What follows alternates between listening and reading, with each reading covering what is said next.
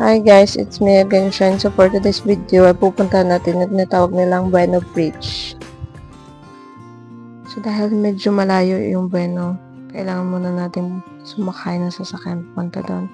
And finally, after how many hours, charot, hindi naman inabot ng hours guys. Nakarating na rin tayo and dapat aware lang kayo dito sa stairs kasi wala talaga siyang hawakan. And by the way, kasama natin si Ate Tata. Shout out sa iyo. And ito yung sa paligid. At ito yung tulay na sinasabi nila. So by the way, beside the Bueno Bridge to, hindi siya actually yung sa tulay kasi sa gilid na naman. So shout out sa kasama natin, especially ang Dasal sa family. And of course, sa makulit at cute natin kasama si Althea. So nakarating kami dito mga mahigit 6 PM. And medyo wala pang masyadong tao.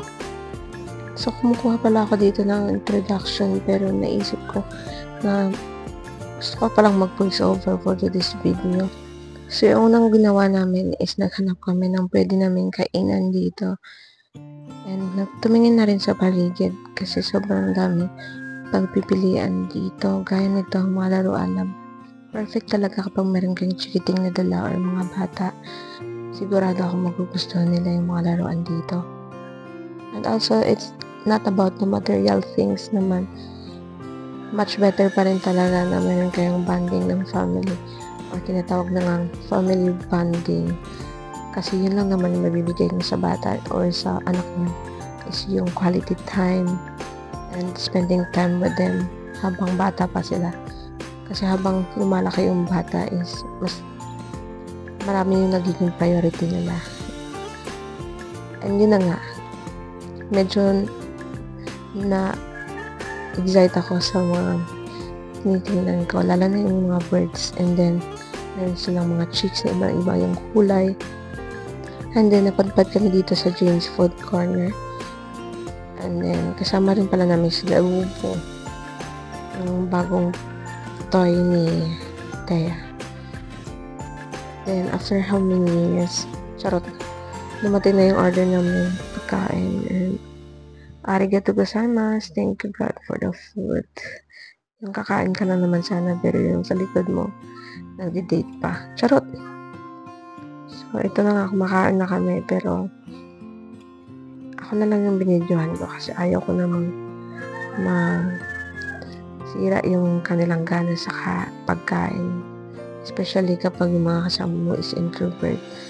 So, I always ask permission talaga kapag nag-post ako ng video. Kasi, para na rin yung sa privacy nila.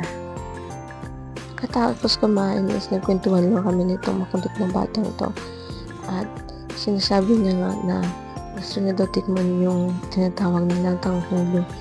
Kaya naman, pagkatapos naman kumain is naghanap kami ng tanghulo. Which is nadaanan na pala namin kanina kaya pala sinasabi ng bata na meron daw tanghulo. So sa kahanap namin ng tanghulo, napagpad kami dito sa taas. May nagbibenta dito ng mga tsinelas, mga relos, and mga damit.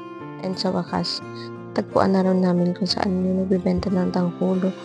So, happy dance yan ni Althea. And hindi natin papalagpasin yung time na to na titingnan natin sa wakas yung tanghulo na tinatawag nila, which is fruit na lagyan ng caramelized na sugar. And ayan na nga yung bata, excited sa tanghulo niya. And yung in-order pa namin is strawberry and then merong grapes. So hindi ko natingnan yung strawberry pero yung grapes para siyang lasing na grapes and lagyan ng sugar. Although masarap naman siya, pero hindi talaga ako fan ng tanghulo kaya yung rate ko dito is 7/10. So after the tanghulo tasting is pumunta na kami ulit dun sa kasama namin kasi naiwan sila dun sa taas. Then nandito kami sa kabilang side. It's because sa paghahanap ng tanghulo. And so far, yun yung ginawa natin dito. Sa Tosing nga kasi wala daw yung kanilang mga sasakyan or mga rides dito kasi dati daw meron ganun. So, hindi natin na-experience yung ride pero nabudol tayo dito sa kanilang ukay. Charot.